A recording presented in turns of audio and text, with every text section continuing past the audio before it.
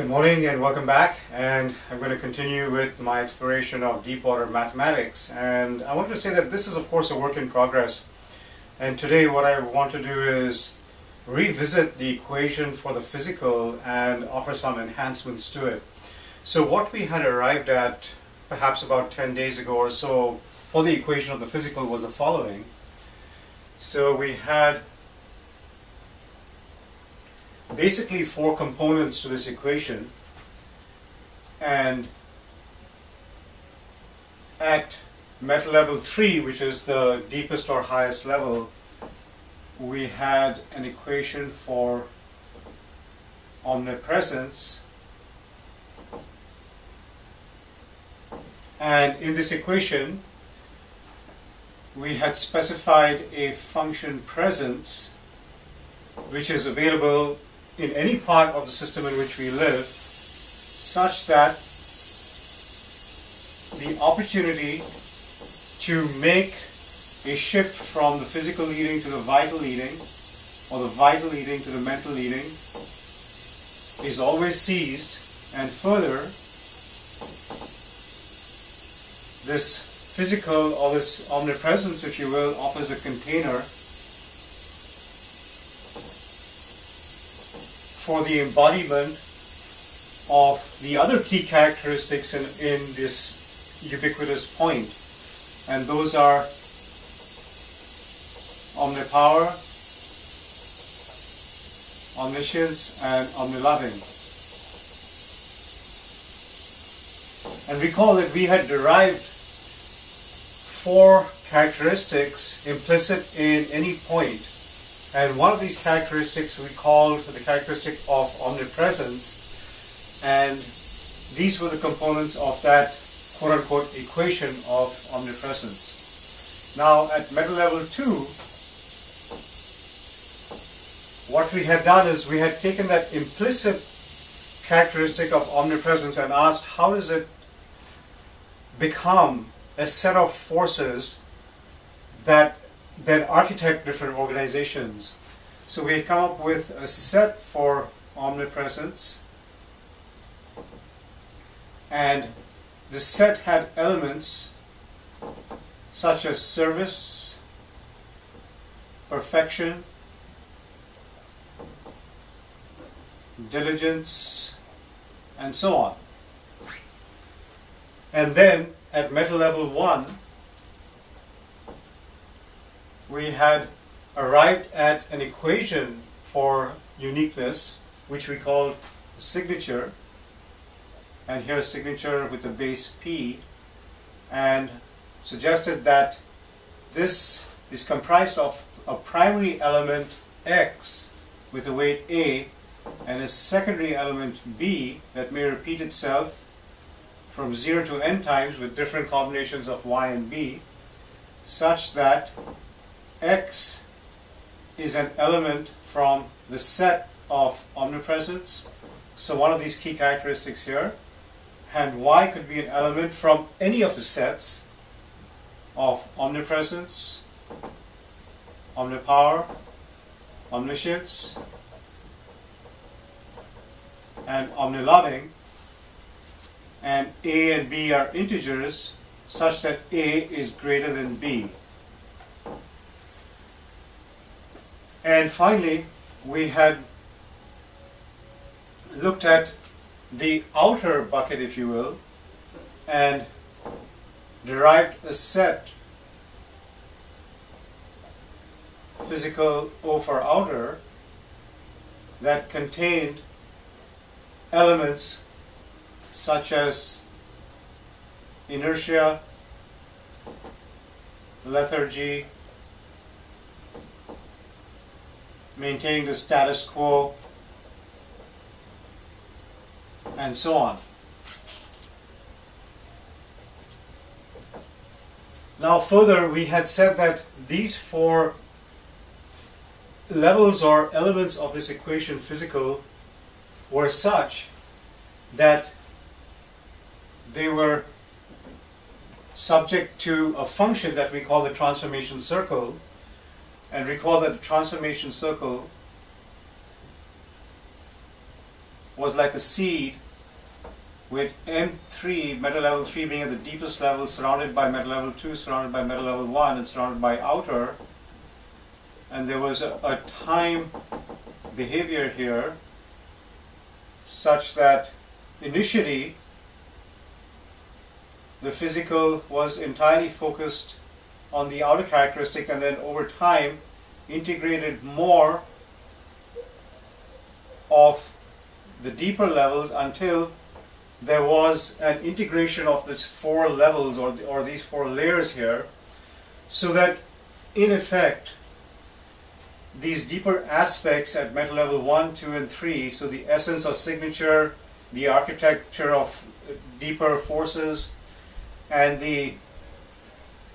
miracle present in a point can incarnate in the physical and change the nature of the physical, if you will. So this was this transformation circle, and it's modulated by sine, e, and pi, because we have this sinusoidal function that basically integrates layers. We have e that indicates this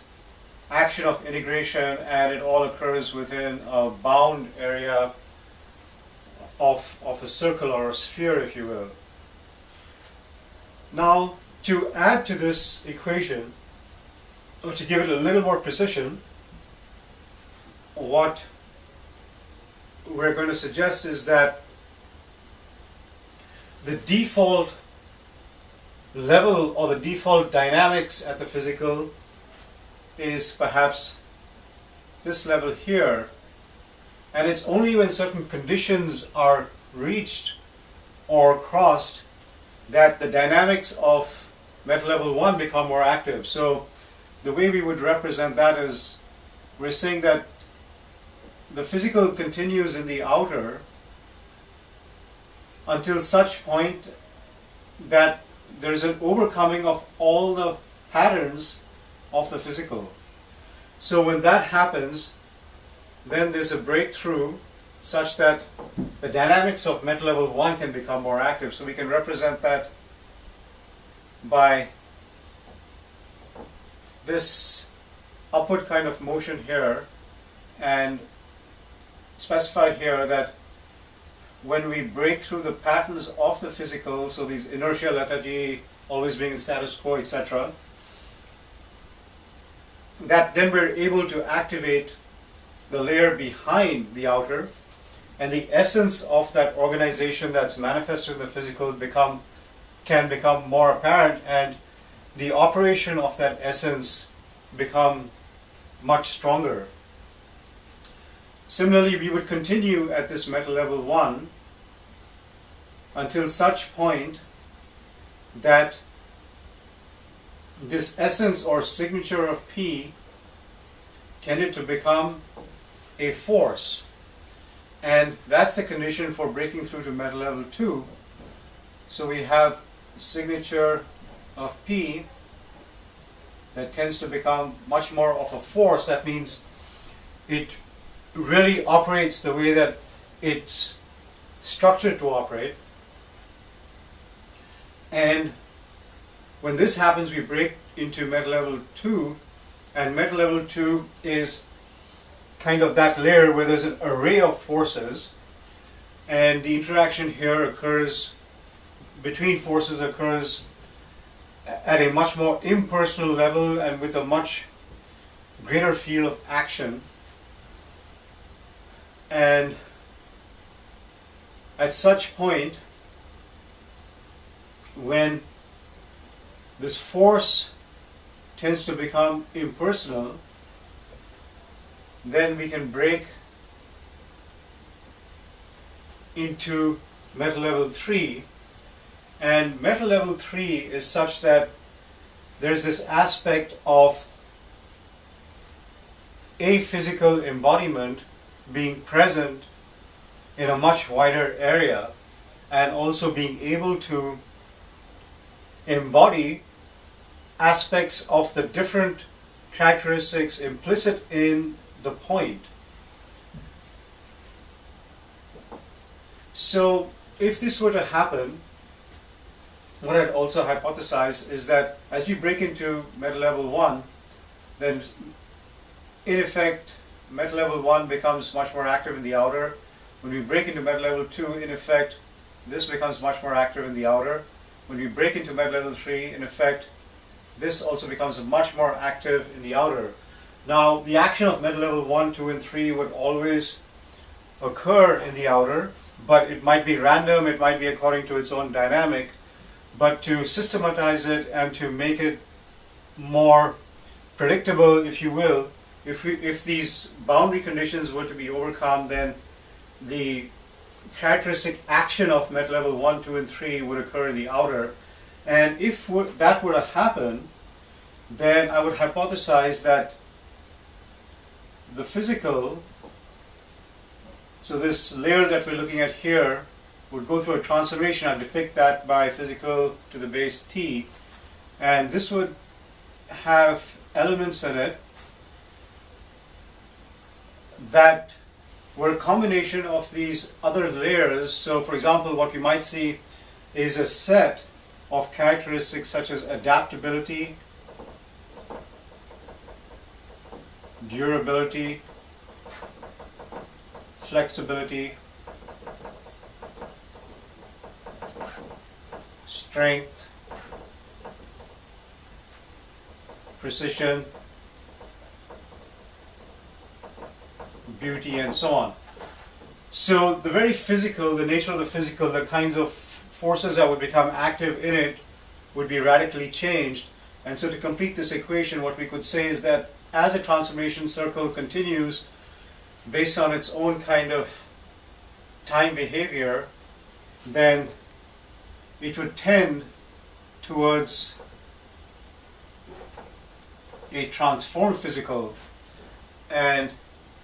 in a sense this becomes then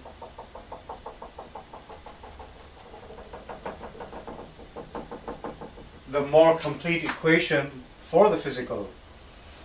Now, from an organizational development and design perspective, this has a lot of implications, because what I'd hypothesize or say is that typically we tend to operate in our organizations that exist today, our corporations, our markets, much more at this level. And it's only when certain conditions are overcome that we can hope to have a different set of dynamics become active in our operative organizations. And so this equation, in a sense, gives us the kinds of dynamics that could occur were organizational development and design to go through a certain kind of development that is stipulated by this equation.